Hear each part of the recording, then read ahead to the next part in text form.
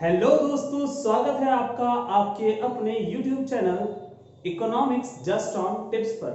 दोस्तों, आज हम बात करने वाले हैं एग्रीकल्चर सेक्टर की on the eve of independence, यानी कि ब्रिटिश रूल के टाइम पर हमारा एग्रीकल्चर सेक्टर कैसा था। तो आज उसके बारे में हम बात करने वाले हैं। तो आइए हम यहाँ बात करेंगे agriculture sector on the eve of independence. अगर हम बोर्ड के नजरिए से देखते हैं तो ये एक बहुत इंपॉर्टेंट क्वेश्चन है, तो इसे आप ध्यान से समझ लीजिएगा। सबसे पहले हम बात करते हैं एग्रीकल्चर सेक्टर की कि एग्रीकल्चर सेक्टर कैसा था। तो यहां हम बात करते हैं, पहली बात, हमारे एग्रीकल्चर सेक्टर में प्रोडक्शन और प्रोडक्टिविटी दोनों ही लो थी, यानी कि कम थी। अब बात यहां आती है, क्या डिफरेंस है प्रोडक्शन एंड प्रोडक्टिविटी में। तो आइए एक छोटे से एग्जांपल से इन दोनों का डिफरेंस समझते हैं। मान लीजिए दो व्यक्ति हैं, ए और बी,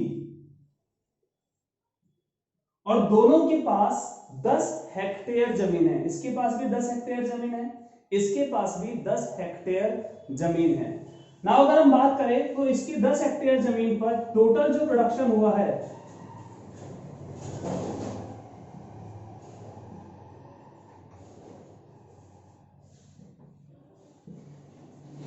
ए के पास 10 हेक्टेयर जमीन है जिस पर जो टोटल प्रोडक्शन हुआ है वो हुआ है 7000 केजी। मान लीजिए हम बात कर रहे हैं वीट के प्रोडक्शन की, तो टोटल 7000 किलो वीट प्रोड्यूस हुआ है, वो भी 10 हेक्टेयर जमीन पर। वही हम बात करते हैं बी के, और बी के पास भी क्योंकि 10 हेक्टेयर जमीन है, इसके पास जो टोटल आउटपुट हुआ है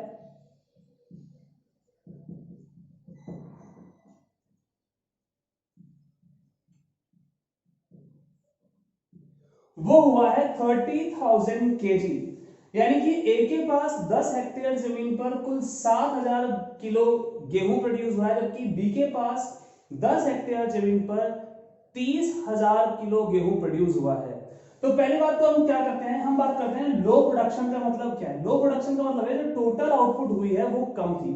अगर हम कंपैरिजन करते हैं ए और बी का, तो हम देख सकते हैं कि ए का टोटल आउटपुट उतनी ही जमीन पर कम है, जबकि बी का बहुत ज्यादा है। तो अगर हम बात करते हैं तो ए का प्रोडक्शन कम है, तो टोटल आउटपुट को प्रोडक्शन कहते हैं।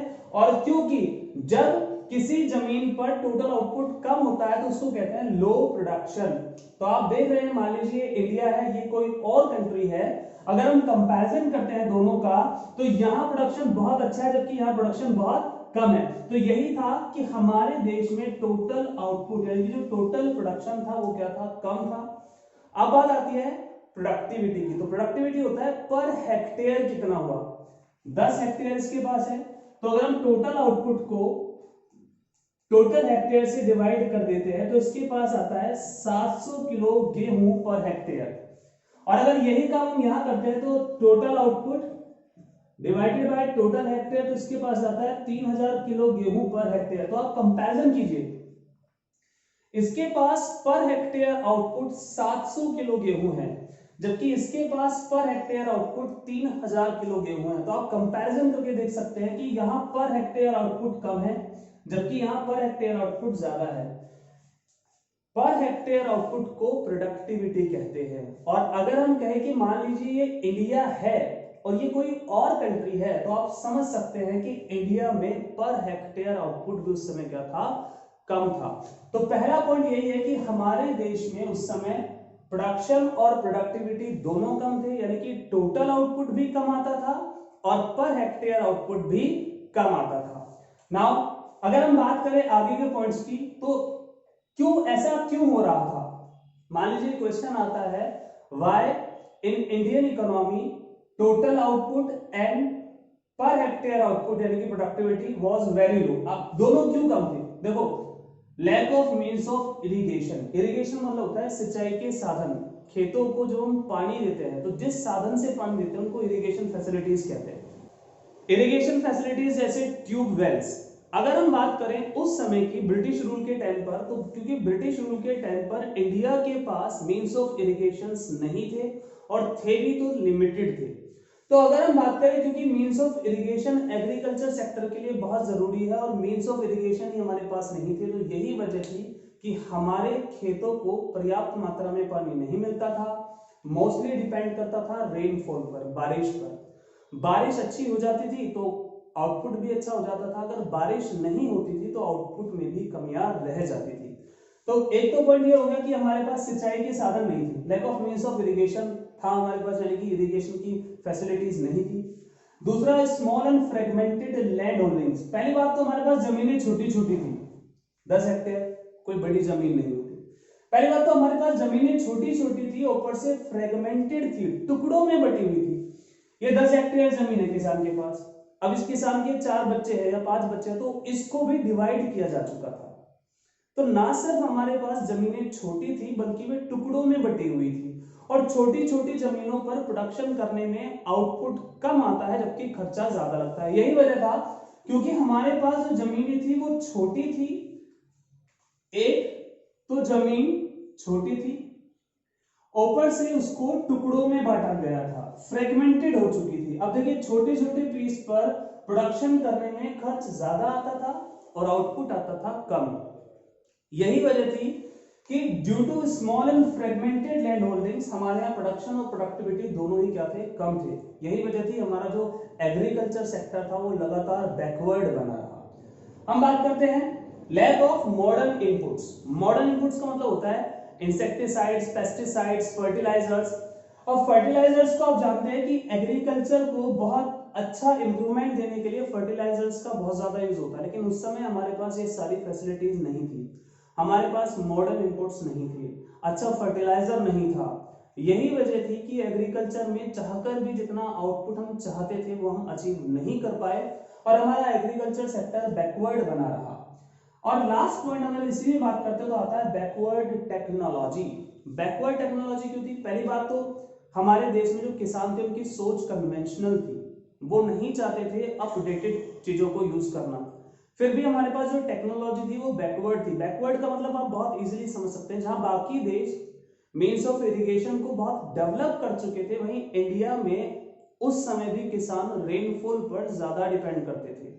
ट्रैक्टर्स, इन सब की बहुत ज्यादा फैसिलिटीज हमारे पास नहीं थी, और यही वजह थी कि हमारा एग्रीकल्चर सेक्टर बैकवर्ड बना रहा। नाउ हम बात करते हैं next topic, land revenue system. ये land revenue system Indian agriculture के लिए बहुत बुरा साबित हुआ। इंडियन एग्रीकल्चर में लैंड रेवेन्यू सिस्टम की वजह से जो टिलर्स थे और जो जमींदार होते थे उन दोनों के बीच में गल्फ आ गया। गल्फ मतलब मेंटल रूप में, मानसिक रूप से वो दोनों एक दूसरे से अलग होते चले गए। लैंड रेवेन्यू सिस्टम क्या था कि जो ऑनरशिप थी वो जमींदार को मिल गई थी। अभी अनाउंस कर दिया गया था कि अब जमीनों पर जो मालिकाना हक होगा वो सिर्फ जमींदारों का होगा। जमींदार टिलर से जितना चाहेंगे उतना रेंटल इनकम ले सकते हैं।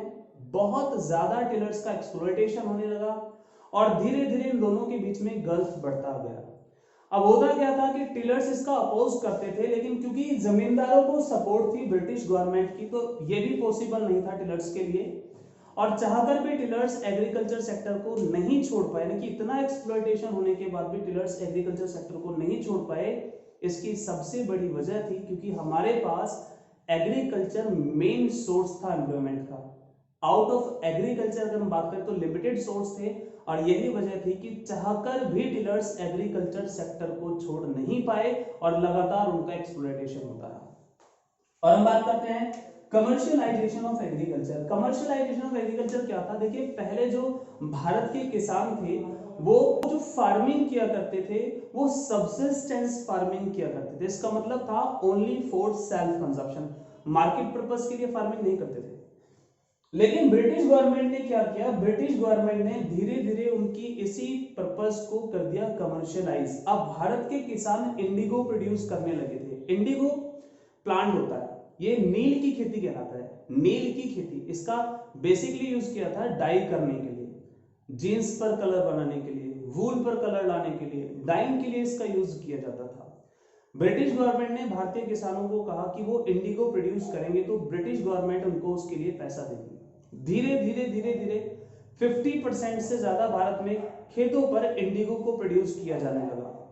पहले जो प्रोडक्ट भारत के किसान अपने खेतों में प्रोड्यूस करते थे अपने लिए, अब उन्हीं प्रोडक्ट्स को किसानों को ब्रिटिश गवर्नमेंट से खरीदना पड़ता था, जिसके लिए किसानों को पैसे की जरूरत थी। और उसी पैसे को लेने के लिए, क्योंकि ब्रिटिश गवर्नमेंट किसानों को इंडिगो के लिए अमाउंट देती थी, तो किसान मजबूर हो गए थे इंडिगो के लिए एडवांस पेमेंट एक्सेप्ट करने के लिए।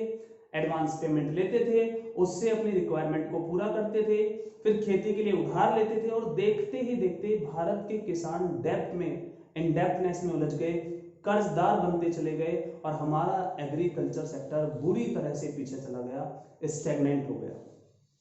तो उस समय अगर हम बात करें तो हमारा एग्रीकल्चर सेक्टर ना सिर्फ बैकवर्ड था बल्कि स्टैग्नेंट भी था। रीजन ने पढ़ लिया, रीजन साफ साफ थे। हमारे यहाँ लो प्रोडक्शन, लो प्रोडक्टिविटी थी, यानी कि टोटल आउटपुट भी कम था और पर हेक्टेयर आउटपुट भी कम था। इरिगेशन की फैसिलिटीज नहीं थी, खेती थी लेकिन जो लैंड होल्डिंग्स थी वो छोटी थी और टुकड़ों में बटी हुई थी। मॉडर्न इनपुट्स हमारे पास नहीं थे, फर्टिलाइजर्स हमारे पास नहीं थे, और जो टेक्नोलॉजी थी वो बैकवर्ड थी। इसका सबसे अच्छा एग्जांपल था कि एग्रीकल्चर सेक्टर रेनफॉल पर डिपेंड करता था। लैंड रेवेन्यू सिस्टम ने हमारे एग्रीकल्चर सेक्टर को बहुत हार्म किया। और लास्ट था कमर्शियलाइजेशन ऑफ एग्रीकल्चर, जिसकी वजह से भारतीय किसान लगातार कर्ज में उलझते चले गए, और जिन चीजों को पहले वो अपने खेतों में प्रोड्यूस करते थे, आज किसानों को वही चीजें बाहर से, बाजार से खरीदनी थी, जिसके लिए उन्हें पैसा चाहिए था। तो ये था हमारा agriculture sector on the eve of independence. I hope कि आपको ये वीडियो समझ में आई हो। अगर वीडियो पसंद आई तो वीडियो को लाइक और शेयर जरूर करें। Thank you.